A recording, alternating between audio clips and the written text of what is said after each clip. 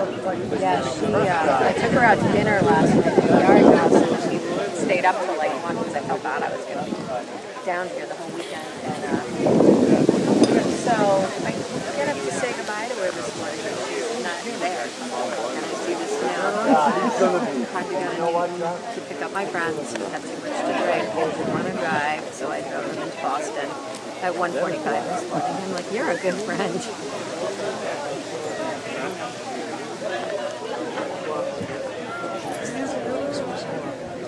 Nice.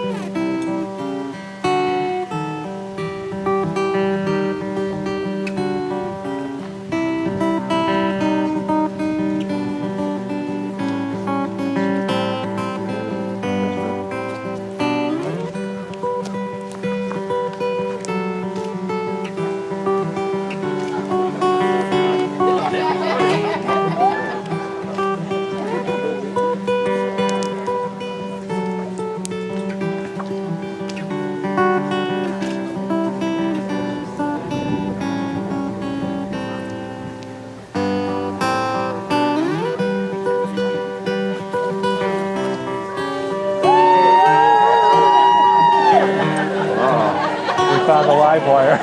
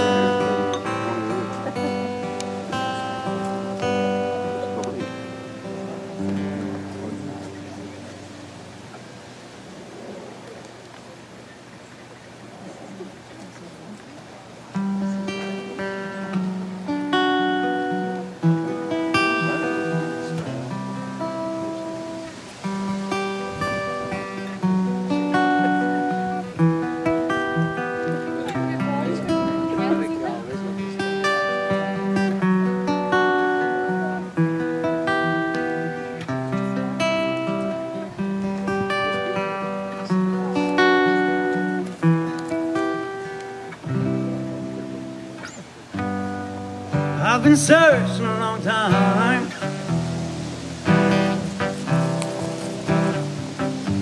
Someone exactly like you. I've been traveling all around the world, waiting for you to come through. Someone like you.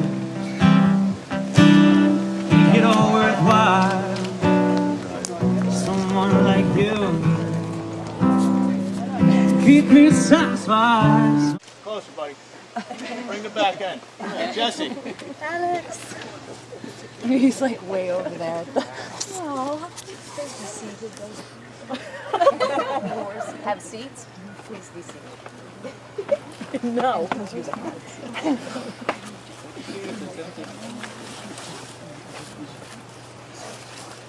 Inasmuch as this is a celebration of what has gone on before, this is also a beginning. This is an affirmation. This is an affirmation of the love and the friendship and the trust that you already share. The wedding is one of the few widely practiced, deeply traditional rituals that carries with it the steadying and magical power a tradition can give. Your wedding has to do with the moment. Your marriage has to do with time. And the marriage is the joining of two people, the union of two hearts.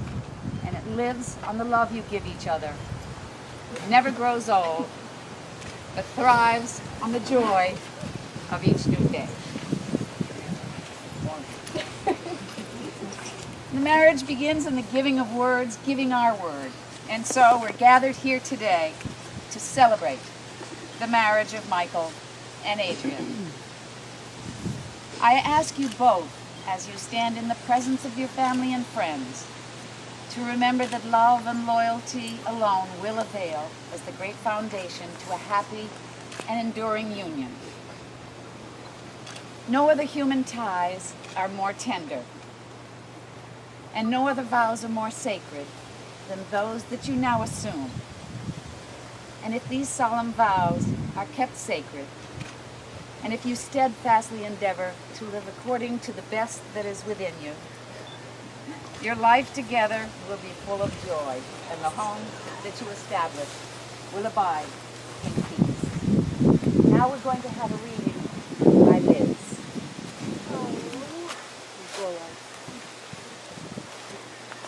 I'm going to read a poem called "To Love Is Not to Possess" by James Clancy, who happens to be Irish, by the way. To love is not to possess, to own or imprison, nor to lose oneself in another. Love is to join and separate, to walk alone and together, to find a laughing freedom that lonely isolation does not permit. It is finally to be able to be who we really are, no longer clinging to childish dependency, nor docilely living separate lives in silence. It is to be perfectly oneself and perfectly joined in permanent commitment to another and to one's inner self. Love only endures when it moves like waves, receding and returning gently or passionately, or moving lovingly like the tide. Because finally, despite a child's scars or an adult's deepest wounds, they are openly free to be who they really are and always secretly were, in the very core of their being, where true and lasting love can alone abide. That was nice.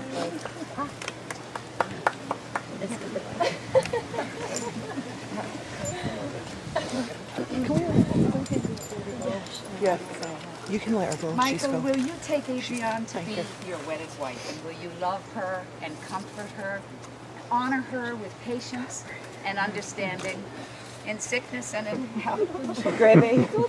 Gravy. and be faithful to her for as long as you both shall live? I will.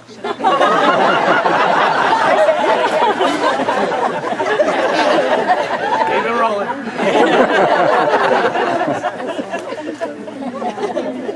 Adrianne, will you take Michael to be your wedded husband? And will you love him and comfort him, honor him with patience and understanding, in sickness and in health, and be faithful to him for as long as you both shall live? And will all of you witnessing these promises do everything in your power to uphold these two persons in their marriage? Please answer, we will. We will. And who presents this woman to be married to this man? I do. You're 6.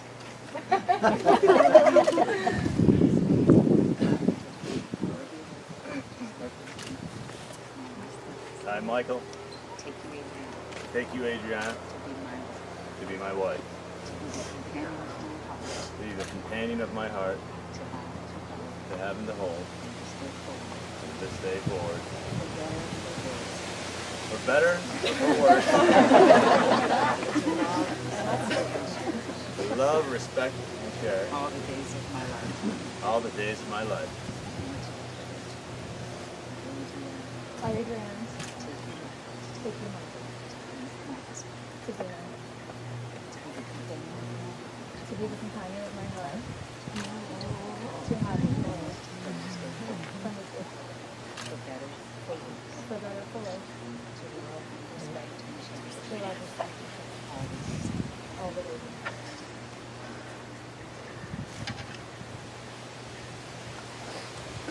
As by these rings you symbolize your marriage bond, may their meanings fill your hearts and bind your lives together by devotion and faithfulness to one another.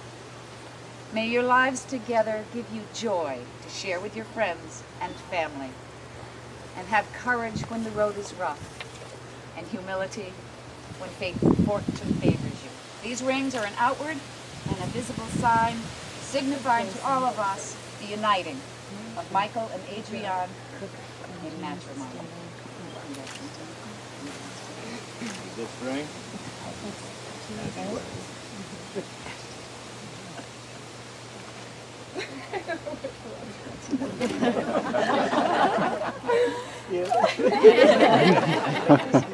With this ring, I do well. This commitment is made in love, kept in faith, lived in hope, and eternally made new. And in conclusion, I'd like to recite an excerpt from a classical poem that was written in 50 BC by Catullus, and it goes like this. Anyone who wants to count the thousands of joys before you, these days of delight, may as well tally the millions of glittering stars, or try counting the grains of sand on the beaches. So play as you are pleased to, be children together and grown-ups. And so, God of marriage, we brought them this far. The rest of the song is in their singing. So be good to each other, you two, and get to work on the singing and the labor of loving. I now have the privilege to pronounce you husband and wife.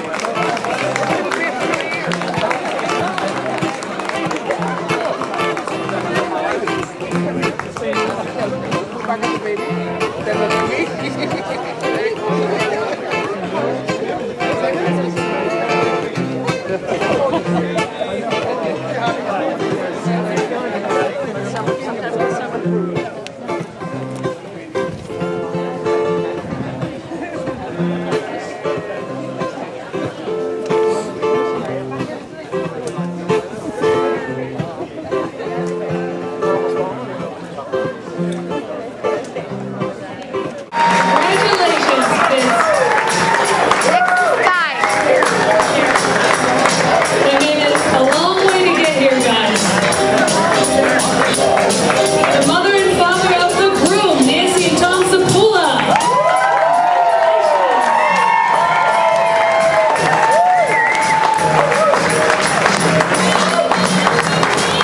Bridesmaids and groomsmen, Amanda Borland and Drew Dallin.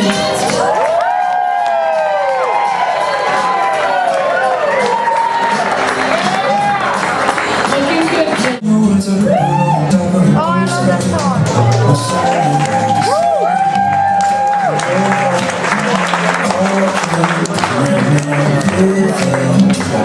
Shoebox of photographs and sepia online. Love is the answer, at least for most of the questions in my heart. Why are we here and where do we go and nothing is so hard? It's not always easy and sometimes life can be deceiving. I'll tell you one thing, that's all